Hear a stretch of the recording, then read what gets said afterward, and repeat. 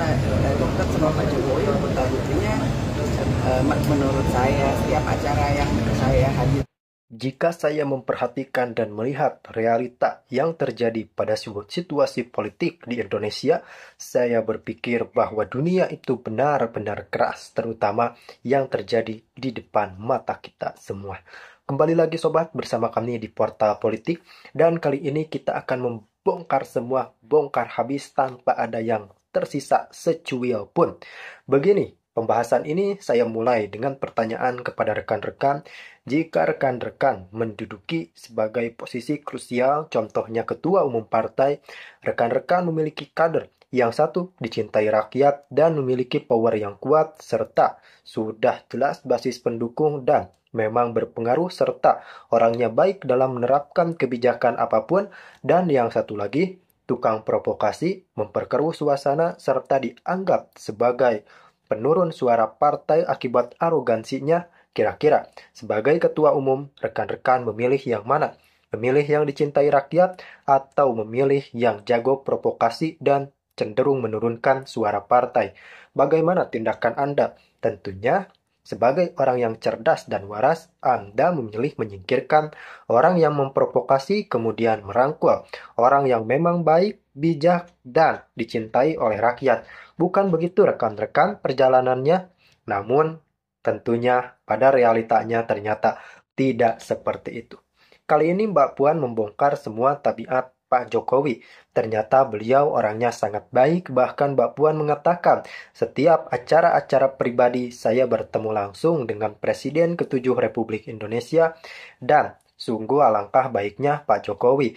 Bahkan Mbak Puan mengatakan saya dan Jokowi itu sangat akrab. Dan memang ketika menjabat sebagai Presiden ke-7 Republik Indonesia, Puan Maharani sebagai Ketua DPR RI mengatakan bahwa saya mengapresiasi penuh dan tinggi kepemimpinan Presiden ke-7 Republik Indonesia Pak Joko Widodo. Apalagi selama 2 periode terakhir kita memang dihadapkan dengan situasi-situasi kompleks, namun faktanya Pak Jokowi mampu menghadapi itu semua. Jadi kita lihat bagaimana keakraban kedua pemimpin ini antara Puan Maharani dan Joko Widodo memang diharapkan menjadi sebuah antitesa tersendiri di tengah panasnya hubungan PDI Perjuangan Megawati dan Hasto serta Jokowi. Dan kita sebagai publik melihat Puan ini bertindak seolah menjadi penengah di antara konflik yang sangat panas tersebut. Tentu saja Mbak Puan tidak bisa membohongi diri sendiri akan kepemimpinan yang beliau lihat dari sudut pandang sebagai Ketua DPR RI semenjak Pak Presiden Jokowi menjabat jadi di Republik Indonesia.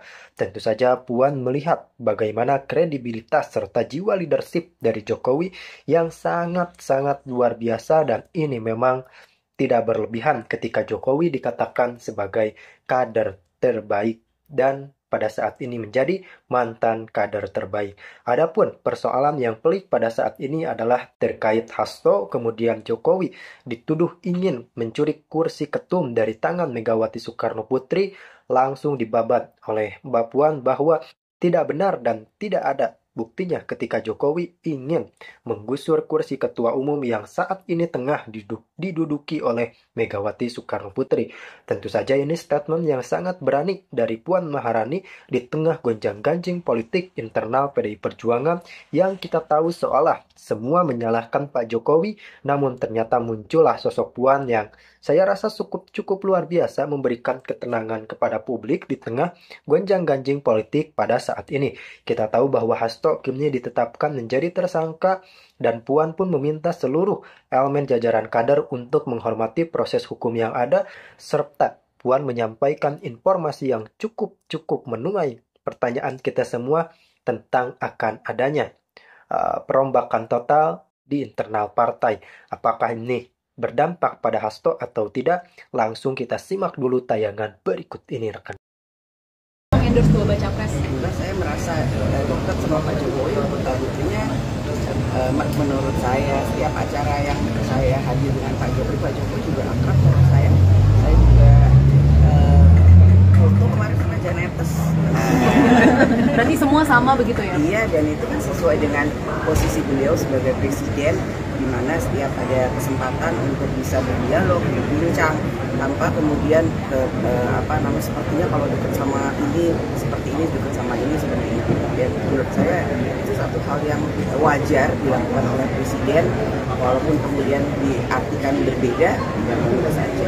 Mbak Puan, setelah Mbak Puan bertemu dengan Mas AHY, Pak SBY membuat tweet tentang mimpi yang menyiratkan, kalau menurut demokrasi itu menyiratkan harapannya bahwa para mantan presiden semuanya kembali ke posisi masing-masing sebagai rakyat. Kalau Mbak Puan melihatnya gimana? Ya, mungkin itu menjadi suatu pertanda bahwa bagaimana membangun bangsa dan negara itu harus dilakukan bersama-sama, guyup, adem, ayem, tanpa kemudian merasa yang satu tidak diperhatikan atau yang satu diperhatikan. Ya. Kita sebagai senior bangsa yang sudah punya pengalaman sangat teruji, saya tentu saja juga berharap bahwa situasi adem ayem yang dibangun oleh semua pemimpin yang pernah punya pernah berjasa pada bangsa dan negara itu bisa ditunjukkan kepada rakyat Indonesia. Jadi kita ini sudah menyaksikan Pak dan menyerahkan penyerahan Pak. Ya, alhamdulillah semuanya berjalan dengan lancar dan baik. Saya kira ini event masa depan. Karena kita tahu nanti akan ada pergeseran dari mobil yang sekarang banyak nanti pemakai mobil listrik, sehingga ini menjadi sebuah tontonan yang ke depan menurut saya akan menjadi akan semakin digemari, dan ini juga bagus untuk negara kita karena ke depan kita ingin membangun ekosistem baterai listrik mulai dari awal nikel raw material, smelter, industri litium baterai, kemudian mobil listriknya. Saya kira ini teknologi yang dipertontonkan di Formula E ini akan juga mendukung ke arah sana. Semua akan menuju ke ramah lingkungan. Berarti kalau nanti ada wacana 2 seri Pak, didukung ya Pak? Ada wacana 2 seri tahun depan, kira-kira mendukung nggak Pak? Karena kan di Arab juga 2 seri Pak, di Riyadh 2 kali. Kalau untuk di Indonesia 2 kali, bagaimana? Semua yang baik untuk negara ini kita dukung. Kemarin kan sempat ramai diperbincangkan Pak, kurangnya dukungan dari pemerintah pusat untuk penyelenggaraan Formula E ini. Apakah dengan kehadiran Bapak ini menunjukkan? Saya kira mulai dari pembangunan sirkuitnya, saya juga turun untuk melihat kesiapan, kemudian juga semua yang berkaitan dengan barang-barang masuk, ya juga di Kementerian Keuangan, kemudian Menparekraf juga, saya kira izin-izin semuanya dikeluarkan. Ya. Pak, ke depan untuk itu bentuk dukungan.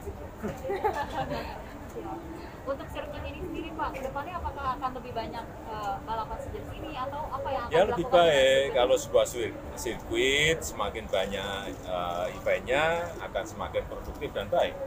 Kalau bisa setiap minggu ada terus akan lebih baik. Kalau setiap tahun 10 kali, 15 kali akan lebih baik. Udah ya. Pak Jokowi soal ini Pak Pratikno kemarin mengatakan akan ada bocoran soal reshuffle kabinet. Akan ada reshuffle kabinet Balapan sampai reshuffle. Pesan balapan aja lah. Pak, terakhir Pak, mungkin bonus apresiasi Pak kepada yang SEA Games Pak, atlet SEA Games seperti apa Pak mungkin Pak? Atlet SEA Games Pak. Minggu depan ini akan diatur acaranya, ya. Bonus pasti. Akan diterima Pak sama Bapak atau gimana Pak? Ya nanti diatur lah, Menpora dan Siap. dari Menseknek akan diatur minggu depan. Oke, siap. Minggu depan ya. Minggu depan, ya minggu depan Pak.